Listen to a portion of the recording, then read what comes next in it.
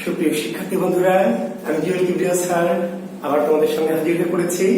তোমাদের ভালো লাগা মন্দ লাগা সকল কিছুর সামনে জানি না বিচারের ভার তোমাদের। আমি আজকে আরেকটি খুবই সংকটাপন্ন একটি টপিক, যে টপিকটা আমি যতদিন ধরে শিক্ষকতা করছি সবসময় শিক্ষার্থীদের কাছে এই প্রশ্নটি আমাকে শুনতে হয়। নিশ্চয়ই আমার ধারণা যে আপনারা এই সমস্যাটা নিয়ে অনেকবার পড়েছেন, অনেকে তো সমাধান পেয়েছেন, অনেকে পাননি। তো যারা পেয়েছেন তারাও দেখবেন আমি কি সমাধান দিই, আর যারা পাননি তারা তো অবশ্যই দেখবেন। তো আমরা দেখেন দুটো শব্দ লিখেছি, কি এবং কি। এখন অনেক সময় এই যে কয় রস্যই এবং কয় দীর্ঘই, এই দুটি কখন কোথায় বসে কিংবা কেন বসে, কিংবা দুটি কি বসতে পারবে না, যে কোনো একটি। আসলে কয় রস্যইকার কি এবং কয় দীর্ঘইকার কি, এই দুটি বসবে। কিন্তু আপনি যখন রস্যইকার বসাবেন তাও ভুল হবে, আপনি যখন কয় দীর্ঘইকার বসাবেন তাও ভুল হবে। কেন? কারণ আপনাকে জানতে হবে আসলে যে কখন আপনি রস্যইকার দেবেন কয়ের সাথে, আর কখন কয়ের সাথে দীর্ঘইকার দেবেন। যদি জানেন বোঝেন তাহলে ভুল হবে না, আর যদি না বোঝে আইডিয়া করে দেন তাহলে ভুল হবে। তা আমরা এবার চলে যাচ্ছি যে আসলে কখন আমরা কয় রস্যইকার দিব এবং কখন কয়ে দীর্ঘইকার। শিক্ষার্থী বন্ধুরা দেখেন, আমি দুটো শব্দ লিখছি এখানে।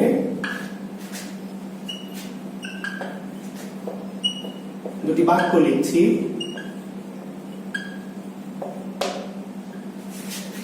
দুটি বাক্য, আসলে দুটি বাক্য না, একই বাক্য, শুধু একটি কয় রস্যই এবং কয় দীর্ঘই। আসলে দুটি প্রশ্ন করেছি আমি। এবং দেখেন, এই যে তুমি কি খাও, তুমি কি খাও, এই দুটোর মধ্যে পার্থক্য কি?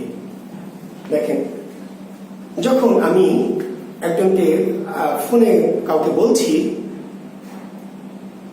তুমি কি খাও, তুমি কি খাও, আমি কিন্তু এটি আগে শুরুতেই তাকে বলতে পারবো না। সে তো নাও খেতে পারে, সে পড়তে পারে, সে হাঁটতে পারে, সে গান শুনতে পারে, সে টিভি দেখতে পারে।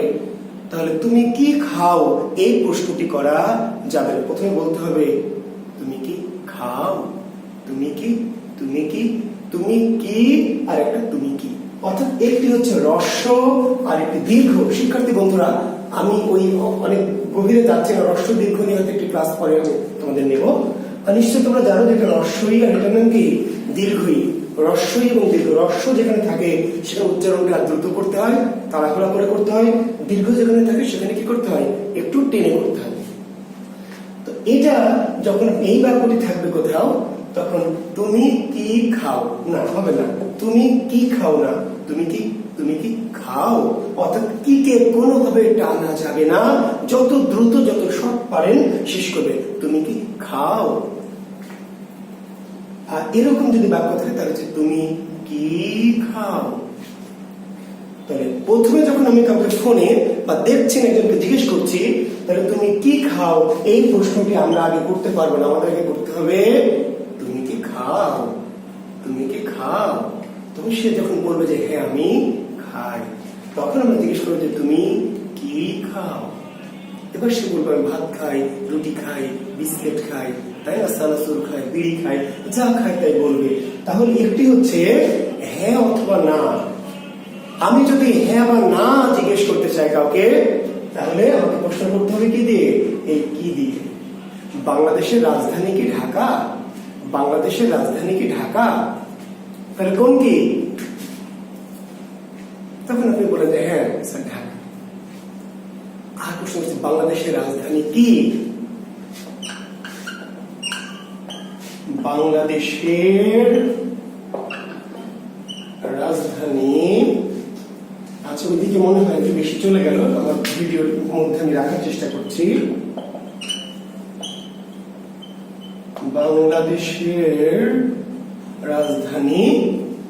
এখন দেখেন কি, এইটা যদি আপনি প্রশ্ন করেন, আমি অনেক কোচিং সেন্টারের প্রশ্ন দেখেছি, অনেক প্রাইমারি বা অনেক এই ধরনের যে ছোটখাটো বাচ্চাদের স্কুলে, বাংলাদেশের রাজধানী কি, এটি কিন্তু ভুল, প্রশ্নটি ভুল। কিন্তু যিনি প্রশ্ন করেছেন বা যিনি ওই হয়তো প্রতিষ্ঠানের সাথে যুক্ত আছেন, তিনি জানেন না যে এই প্রশ্নটি ভুল হয়ে গেছে। বাংলাদেশের রাজধানী কি এটি প্রশ্ন হয়নি। বাংলাদেশের রাজধানী কি, তার উত্তর দিতে হবে বাংলাদেশের রাজধানী ঢাকা। তাহলে অবশ্যই কি করতে হবে, কয় দীর্ঘইকার। এইটাকে আমরা কয় দীর্ঘইকার, এটাকে আমরা বলছি সর্বনাম। সর্বনাম যে কি থাকলে তার উত্তর দিতে হয়।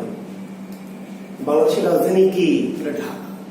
আমাকে যদি জিজ্ঞেস করে কেউ যে আপনার নাম কি, তাহলে আমি কি বলবো? যে আমার নাম হ্যাঁ বা হ্যাঁ বা না। হ্যাঁ না দিয়ে কি বলা যাবে? নিশ্চয়ই না। তাহলে আপনার নাম কি? তা আমি উত্তর দেবো আমার নাম জুয়েল কিবরিয়া। তাহলে এই যে কি, কি কোন কি, এই কি দীর্ঘইকার কি। কিন্তু আমি আবার বলছি যে আপনার, আমি বিনয়ের সাথে বলছি যে অনেক জায়গায় দেখবেন কয় রস্বই দিয়ে প্রশ্ন করা আছে। কেন করা আছে? আপনি বলেন স্যার প্রশ্ন তো রস্বইকার দিয়ে করা আছে। করা আছে বলে তো সমস্যা করেন, যিনি করেছেন তিনি এই বিষয়টা জানেন না। আর হ্যাঁ, আমাকে কয় রস্বই দিয়ে প্রশ্ন করা যাবে কখন? আপনি ফোনে আমাকে বলছেন আপনি কি জুয়েল কিবরিয়া স্যার, আপনি কি জুয়েল কিবরিয়া বলছেন, আপনি কি জুয়েল কিবরিয়া স্যার বলছেন, তার আমি উত্তর দেবো কি হ্যাঁ বা জি, তাহলে সেটা রস্বই। তাহলে যখন আমি হ্যাঁ বা না এই উত্তরটা জানতে চাইবো তখন কয় রস্বই, আর যখন আমি বর্ণনা জানতে চাইবো তখন কি কয়ে দীর্ঘই। এবং এই কয় রস্বই এটাকে আমরা বলছি অব্যয়। বিশেষ পরীক্ষার্থী বন্ধুরা, প্রশ্ন হবে তুমি কি খাও, তুমি কি খাও, এই বাক্যের কি কি। একটা বাক্য লিখে বলা হবে এই বাক্যের কি কি, তো বলছে স্যার এই বাক্যের কি কি, এ আবার কি, এ আবার কি, এই কি কি কি, এ আবার কি, এ আবার কি কি কি। তো কি অব্যয় হতে পারবে, কি সর্বনাম হতে পারবে। তো কয় রস্বইকার কি? যখন হ্যাঁ বা না, হ্যাঁ না অব্যয়, তো হ্যাঁ না এর পরিবর্তে যে কি বসেছে, বা যে কি হ্যাঁ না এর পরিবর্তে বসেছে সেটা হলো অব্যয়। আর যে কি তুমি কি খাও, ভাত খাই, রুটি খাই, বিস্কিট খাই, কলা খাই, বিড়ি খাই, ছাতু খাই, তাহলে এই হচ্ছে সর্বনাম। কি নামের? সর্বনাম। বলবে নিচের কোন বাক্যের কি সর্বনাম, নিচের কোন বাক্যের কি অব্যয়। তাহলে আপনাকে বাক্য 4টা অপশন থেকে দেখতে হবে। বুঝতে পেরেছেন? আমি আমার ডার্লিং কে বলছি তুমি কি চাও, থাপ্পড় মারতেছে শয়তান। তুমি কি চাও এইটা আগে জিজ্ঞেস করা যাবে না, আগে জিজ্ঞেস করতে হবে তুমি কি চাও জান, তুমি কি চাও। তখন সে জিজ্ঞেস বলে হ্যাঁ চাই, তখন জিজ্ঞেস তুমি কি চাও। তুমি কি দেখবে? এখানে ঘোড়ার ডিম দেখবো, আগে তুমি কি দেখবে এটা জিজ্ঞেস করা যাবে না, জিজ্ঞেস করতে হবে তুমি কি দেখবে, এই তুমি কি দেখবে। যদি সে বলে হ্যাঁ হ্যাঁ হ্যাঁ, তখন আমরা বলি তুমি কি দেখবে। আকাশ দেখবো, নদী দেখবো, ফুল দেখবো, বাগান দেখবো, সেন্ট মার্টিন দেখবো। শিক্ষার্থী বলতে আমার মনে হয় যে আপনারা বুঝতে পেরেছেন। এখন আমি যদি এইভাবে প্রশ্ন করি যে কি সুন্দর তুমি, এখন বলবে এই বাক্যের কি কি, তাহলে তো আপনি বলবেন যে স্যার হয় অব্যয় অথবা সর্বনাম। না, এই বাক্যের কি হচ্ছে বিশেষণ। এই বাক্যের কি কি বিশেষণ। কেন বিশেষণ?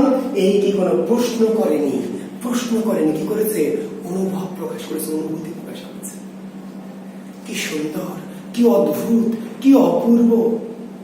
আবার কি সুন্দর, কি বান্দর হইতে পারে, কি বান্দর, কি বিশ্রী, কি নোংরা, কি দুষ্টু, কি বেয়াদব, কি অদ্ভুত।